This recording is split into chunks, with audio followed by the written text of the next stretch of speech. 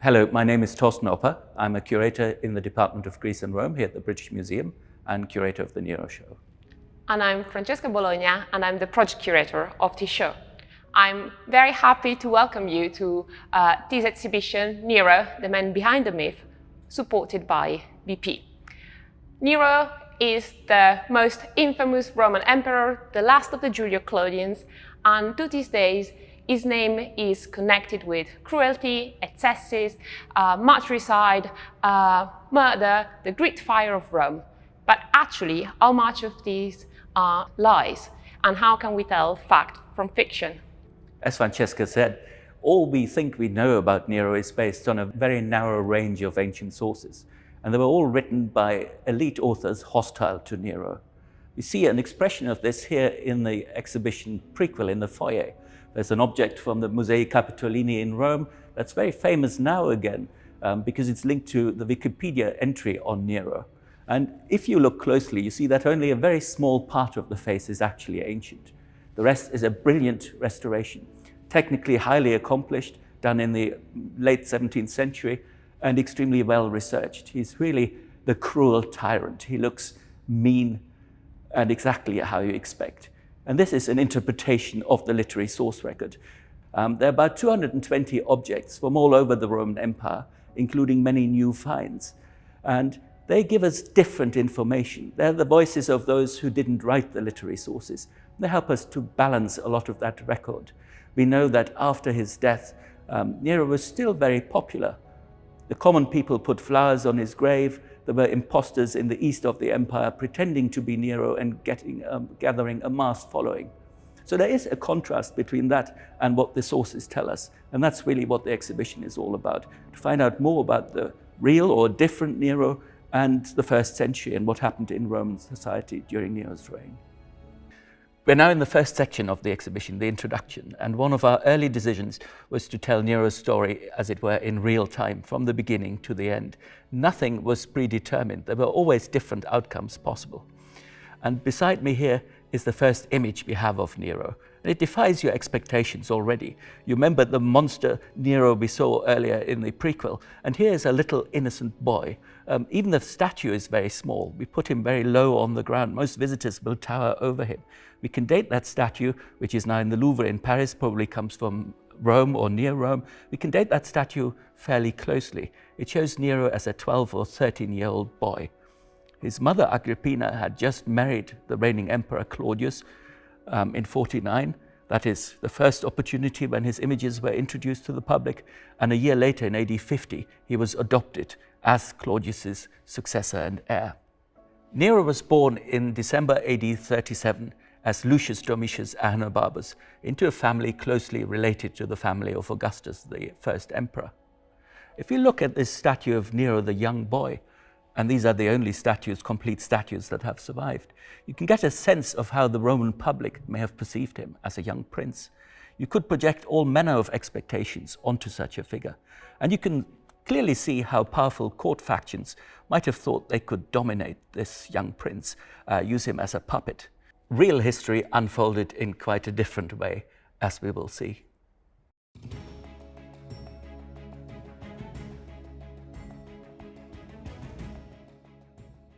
Nero was the fifth and last ruler of the Julio-Claudian dynasty, Rome's first dynasty, the family of Augustus.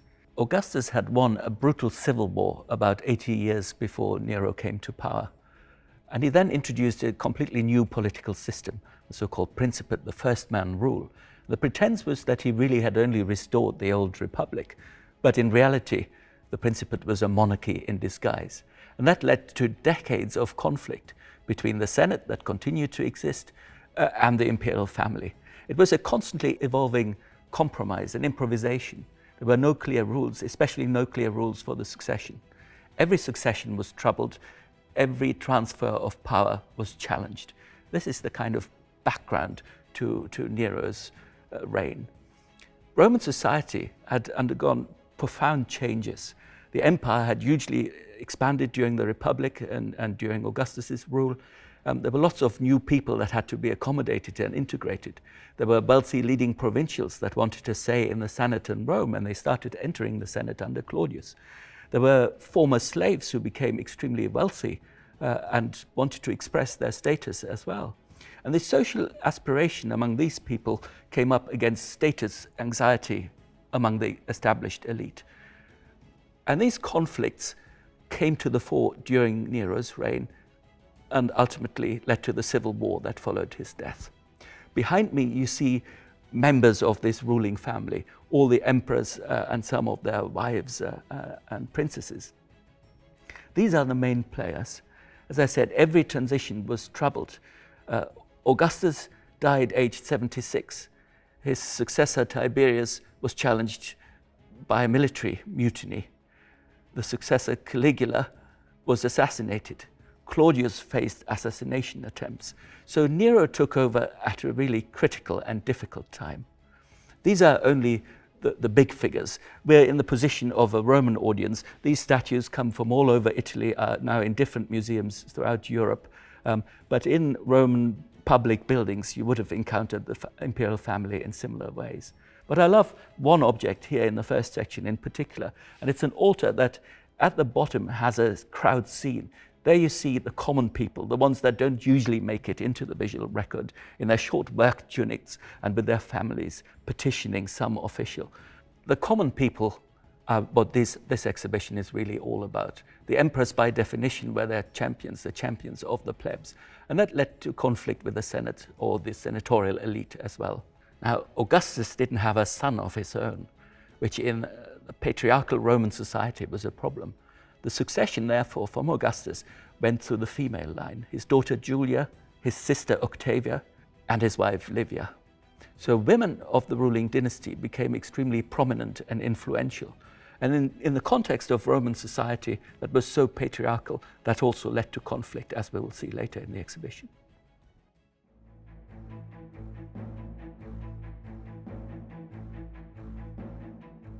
Just 2 months short of Nero's 17th birthday, he became emperor in AD 54. The transition was actually quite smooth, unlikely what happened with some of his predecessors. Claudius, the previous emperor, had long designed Nero as his heir.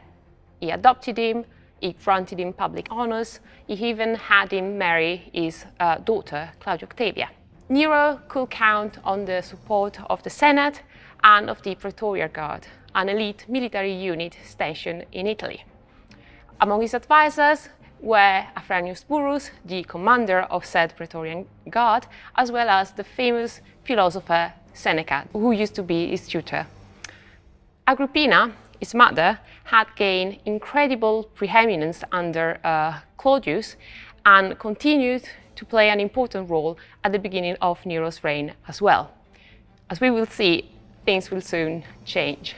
From what survived of the literature of the time, the picture we get is quite a positive one. So it looks like the people had great expectation for this new young ruler and were expecting a new golden age. This portrait here was created exactly for Nero's ascension, and it represents him as a young ruler in his prime.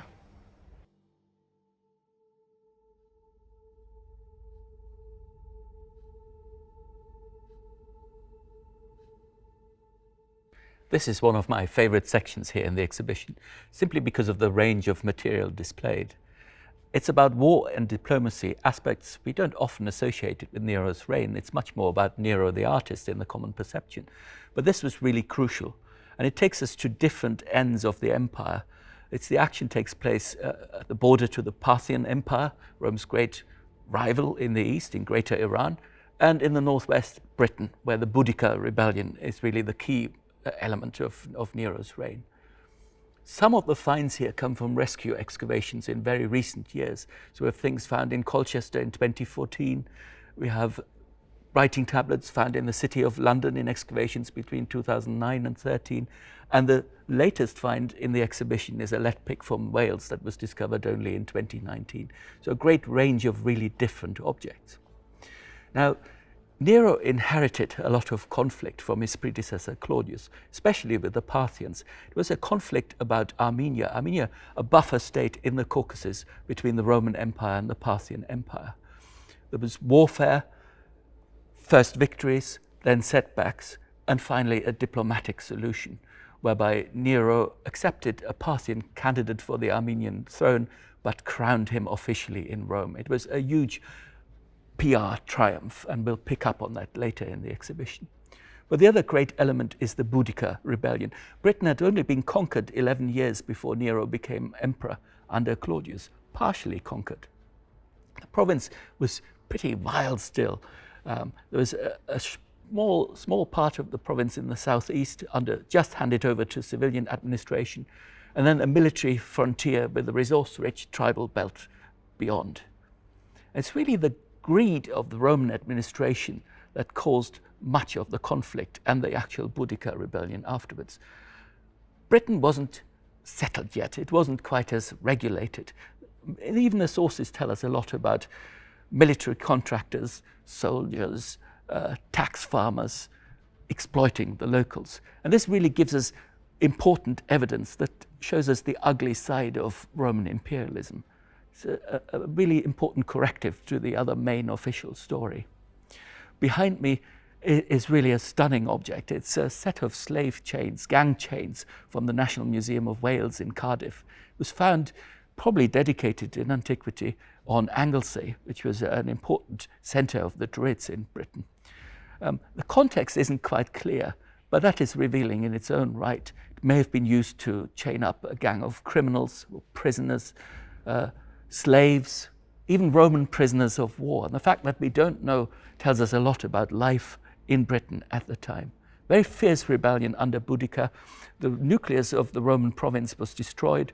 The capital of Colchester, Londinium, Verulamium, all torch burnt to the ground. The rebels were eventually defeated, or freedom fighters, you might call them as well. Nero had to rebuild the province from the ground up. Roman Londinium is essentially a Roman new foundation, and there are fantastic elements here. One of the icons of the British Museum collection is this bronze head of Nero here behind me. That was probably ripped off a statue in Colchester during the Boudica Rebellion. The end of Nero's reign, he was en route to the east, to the Caucasus, to lead a military campaign there.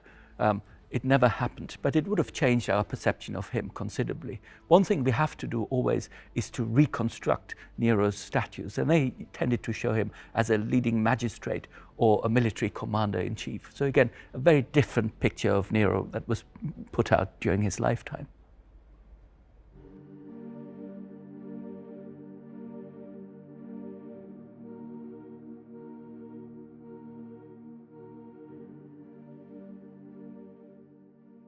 Here behind me, you can see a statue of a slave boy that comes from the Museo Nazionale Romano in Rome. This beautiful statue is a romanticized representation of slavery. The boy has fallen asleep while waiting for his master, who he will then accompany back home holding his lantern. Reality was, of course, very different, and Roman society was deeply divided and rife with social unrest. In AD 61, the prefect of the city of Rome was killed by one of his slaves. Despite the protest of the people, the Senate decided to uphold a pre-existing law according to which all enslaved members of household staff were supposed to be executed for the crime of just one of them. And despite the protest of the people, Nero decided to back the Senate decision. However, his building projects in Rome show that he had the needs of his people at heart. He built amenities for the welfare and the entertainment of the people of Rome. So most famously, a grand covered market where every sort of food could be found, and grandiose baths. And he always had very clear in mind that it was extremely important to ensure the food supply of the capital. And because of this, he improved the connection between Rome and Portus, an artificial harbour that was built by Claudius near Ostia. Together with this, he also built a wooden amphitheatre where gladiatorial games and hunts would take place.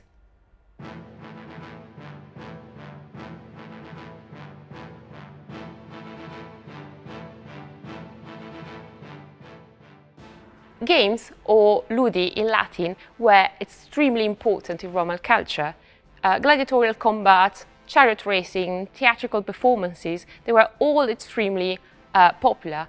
So popular, in fact, that complete stages were recreated to decorate the inside of Roman houses. We have an example behind me that was found in Pompeii and comes from the Archaeological Museum in Naples. These sort of events were highly politicized. So the city arrangement was based on the social standing of the members of the audience. The audience itself had a chance to appeal directly to the emperor if he was in attendance and vent their discontent. And the emperor could decide to show that he was siding with the Senate or with the plebs.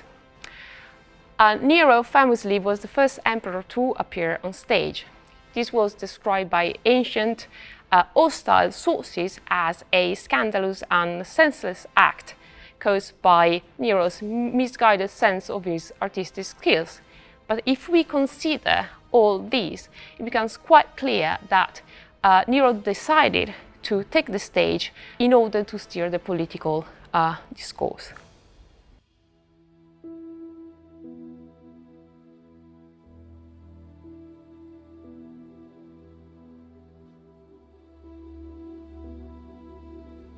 In this section, we meet some of the women around Nero. Under the Julio-Claudians, the imperial wives and princesses became extremely important because the female bloodline ensured the succession.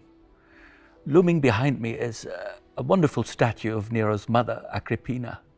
She was Augustus's great-granddaughter and the daughter of the hero Germanicus, who was Augustus's intended successor. Agrippina was very powerful, influential, very prominent in public life.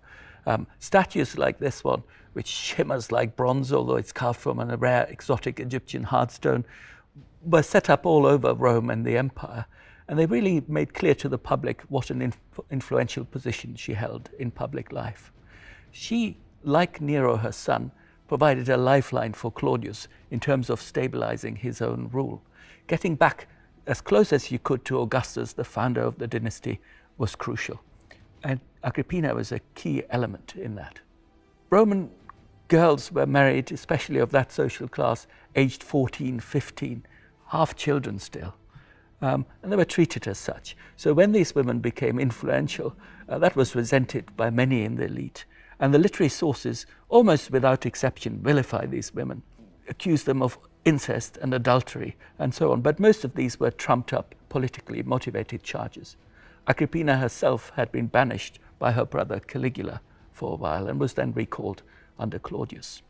Nero, and that's a key part of his legacy, executed Agrippina, is accused of having murdered his first wife, possibly his second wife. These stories dominate his legacy and that notion of Nero as a deranged criminal mind. There's probably a lot more of political context behind all these, and there's again contrasting evidence. We can't excuse Nero for some of these accusations, but perhaps more interesting is the reaction of the Senate. For example, after Agrippina's death, they weren't outraged at all. They accorded Nero an immense array of public honors in Rome. They were jubilant that Agrippina, this powerful uber-woman, had finally been removed. Her statues were toppled like so many others. And in this section, we'll see some other portraits, probably of Nero's wives. We can't always identify them with great certainty, because although they were so prominent, their memory was excised after Nero's death, and their statues, like Nero's own, were removed.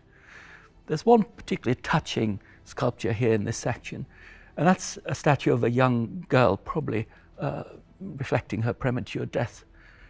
And there are details of the iconography that may suggest that this could be an idealized portrait of Nero's young daughter, who died only 3 months old. There's another very quirky object here in the section, and that's part of a kitchen wall from Pompeii, and it has graffiti incised in it. And these graffiti commemorate a visit by Nero and his second wife, Poppaea Sabina, who was popular in the Vesuvius region, to Pompeii. They dedicated jewelry in the Temple of Venus there. That gets me to an important element. The cities of Vesuvius were destroyed during the eruption of Vesuvius 11 years after Nero's death. And that means that there is a lot of evidence preserved there that we haven't got for other emperors. There are things like graffiti, inscriptions put out on the walls of houses and so on. They give us a very different, ground-up picture of Nero and his family. He was a lot more popular than the literary sources make us believe. And playing off these sources against each other and these different types of evidence helps to tell a much more rounded story.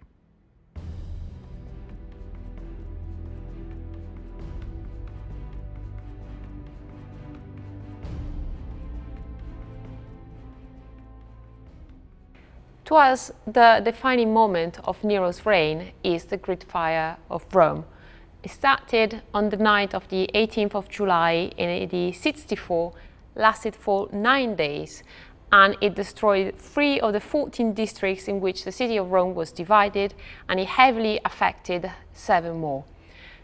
Nero, despite the story, was not even in Rome where the fire started. It was actually in his coastal residence in Antium. He rushed to the city and he led the relief effort. After, he blamed and persecuted the Christians for the fire, which of course cemented his later negative reception. Once the fire was abated, Nero also led the rebuilding of the city, and by introducing new building regulation, he improved the living quarters in Rome. He also famously built a new grandiose palace, the Domus Aurea. The Domus Aurea, or the Golden House, was described by hostile sources as the epitome of decadent luxury and the house of a tyrant who expropriated both public and private land destroyed by the fire. It was indeed a grandiose palace, but it wasn't so far removed in terms of structure, appearance and furnishing from the big aristocratic villas that could be found in the countryside of the empire. You have an example behind me. It is a fresco coming from the Archaeological Museum in Naples. They give us an idea of what these aristocratic mansions built by the seaside or lakes could look like. So we must imagine Nero's Domus Aurea looking something like what you see behind me. However, Nero's palace was built on a grander scale than anything before, and instead of being on the countryside, it was actually built in the middle of the city of Rome, which broke with traditions. Nero's palace was supposed to act as the political backdrop for important public events, for the entertainment of the court and the senators, but a part of it were very likely also for the enjoyment of the people.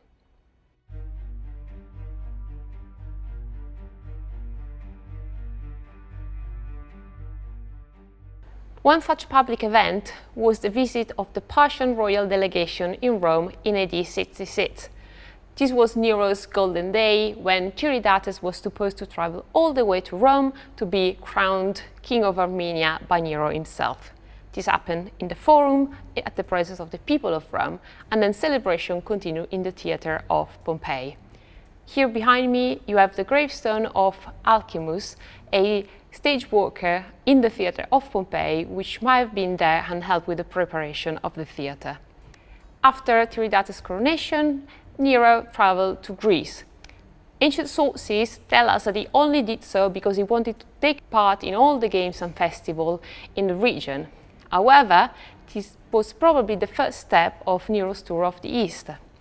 Unfortunately, Nero's plan changed. He had to rush back to Rome because of the rebellion in Judea and senatorial conspiracies.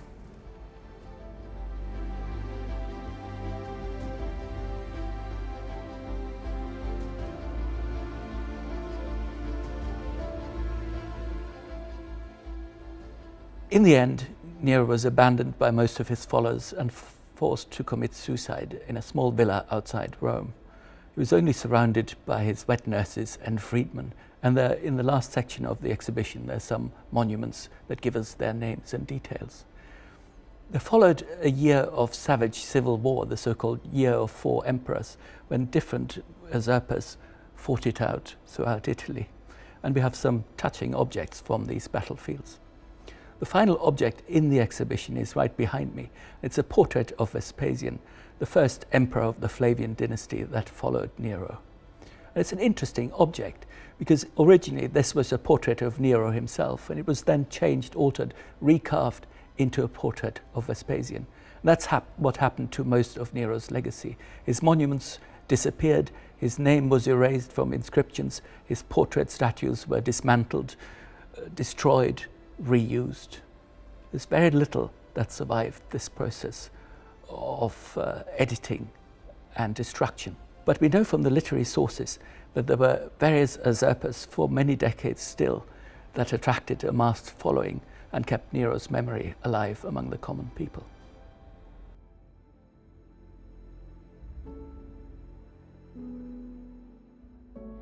Thank you for joining us in this Curators Tours of the Nero exhibition. We hope you enjoyed it and thank you for your support.